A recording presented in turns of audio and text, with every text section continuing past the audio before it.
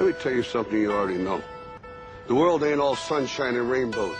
It's a very mean and nasty place, and I don't care how tough you are, it will beat you to your knees and keep you there permanently if you let it.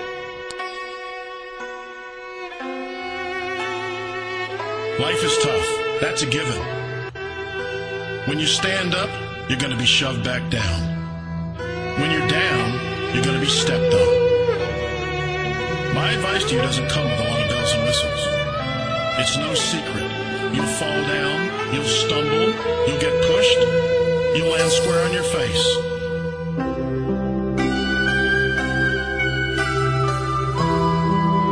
Life is scary. Can't do something. There are no magical fixes.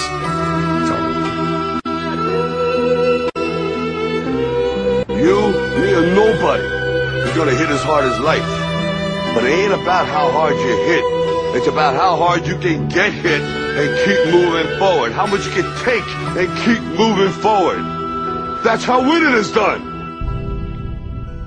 A lot of people in this world search endlessly for some complex, magical formula to understand why some people are successful and why others are not. Greatness is not this wonderful, esoteric, elusive, God-like feature that only the special among us will ever taste. You know, it's something that truly exists in all of us. The heaviness of being successful was replaced by the lightness of being a beginner again. I'm convinced that the only thing that kept me going was that I loved what I did. You've got to find what you love. There's a certain delusional quality that all successful people have to have.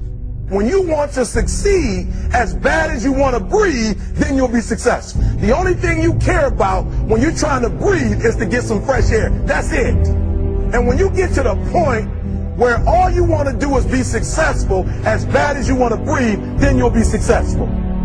But what is most important is don't be afraid to fail. You can't always win, but don't be afraid of making decisions. You might never fail on the scale I did, but some failure in life is inevitable. It is impossible to live without failing at something, unless you live so cautiously that you might as well not have lived at all, in which case you fail by default. When I was 17, I read a quote that went something like, "If you live each day as if it was your last, someday you'll most certainly be right." It made an impression on me, and since then, for the past 33 years, I've looked in the mirror every morning and asked myself, if today were the last day of my life, would I want to do what I am about to do today?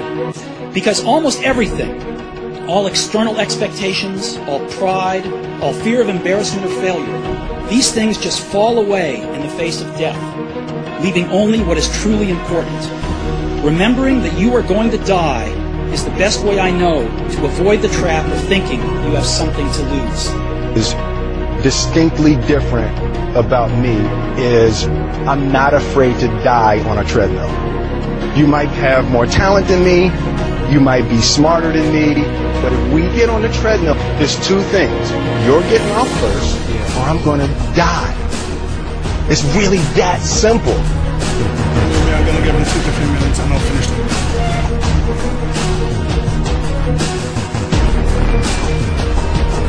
Then I promise that he will make it 2 until 3 minutes in the kickboxing ring with me this time. It's like you have to save your own life. Nobody's going to be able to save it for you. So we have to do what we have to do, no matter what it is. This is what I believe, and I'm willing to die. Period. No matter how bad it is, or how bad it gets, I'm going to make it. Say that to yourself every day. Our deepest fear is not that we are inadequate. Our deepest fear is that we are powerful beyond measure. I'm motivated by fear. What we are trying during all these discussions and talks here is to see if we cannot radically bring about a transformation of the mind.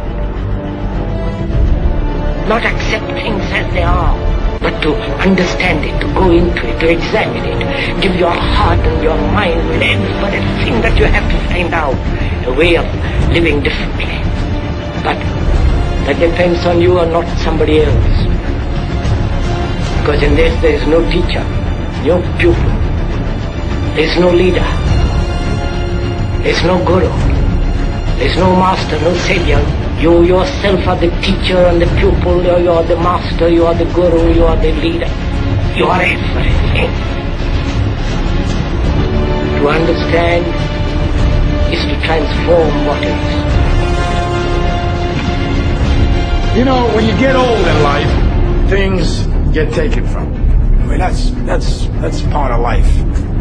But you only learn that when you start losing stuff. You find out life's this game of inches. On this team, we fight for that inch.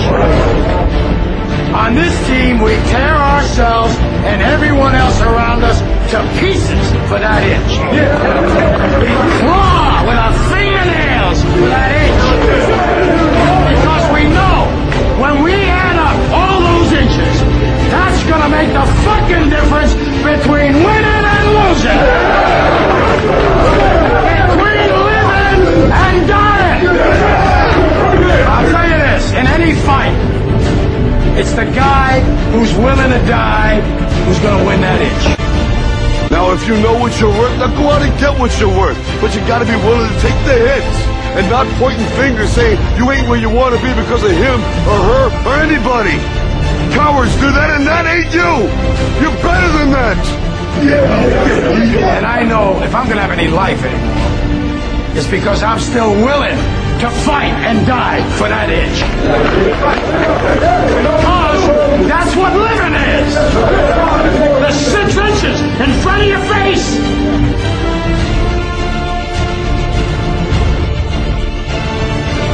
We get one opportunity in life, one chance in life to do whatever you're gonna do, to lay your foundation, to make whatever mark you're gonna make, whatever legacy you're gonna leave your legacy, and it's found through effort.